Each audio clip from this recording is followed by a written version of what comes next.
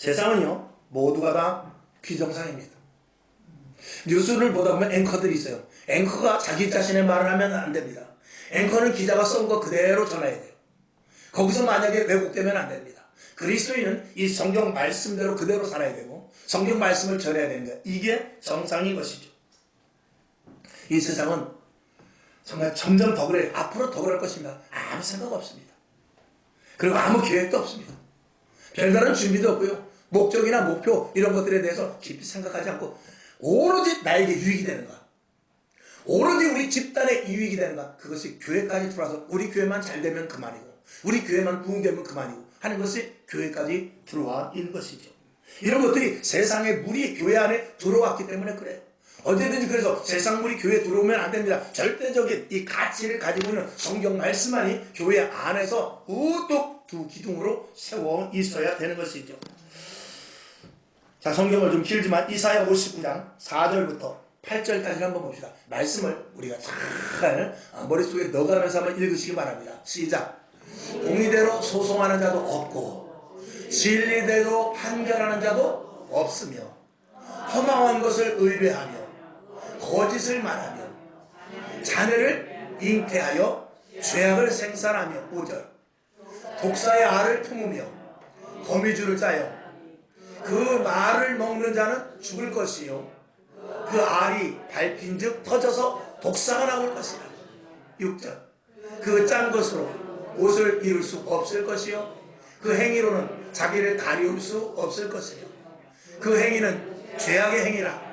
그 손에는 강포한 행습이 있으며 7절 그 발은 행악하게 빠르고 무지한 피를 흘리기에 신속하며 그 사상은 죄악의 사상이라.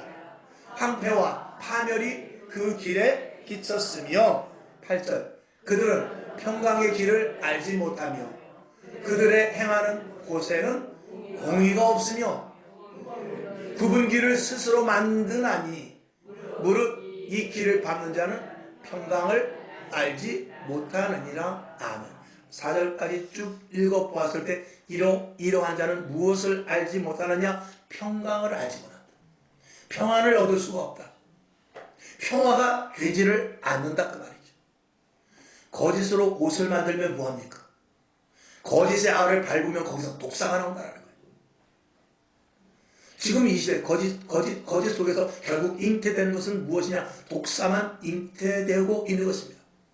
그 독사들이 계속해서 이 땅에 지금 풀어 나오고 있는 것입니다. 그것을 막을 수 있는 것은 진리의 검밖에 없죠. 그 진리의 검을 누가 사용합니까? 그리스도인들만 사용해야 돼요. 그리스도인들만 사용할 수 있는 것입니다. 그래서 저와 여러분은 더 작은 부분에서부터 정직해야 돼요. 그리고 작은 부분에서부터 남들에게 신뢰감을 줄 수 있어야 돼요. 사람과 사람과의 관계 속에서 저 사람이 나를 보되 나는 믿을만하다 하는 그런 인정을 그리스도인들이 갖지 않으면 우리의 이 말씀조차도 세상 사람들이 믿지를 않아요. 누구를 보고? 나를 보고. 내가 신뢰함이 있을 때 이 성경 말씀이 믿어지는 거예요. 내가 신뢰함이 없을 때 세상 사람들이 이 성경 말씀조차도 믿지 않죠. 매우 중요한 말씀입니다.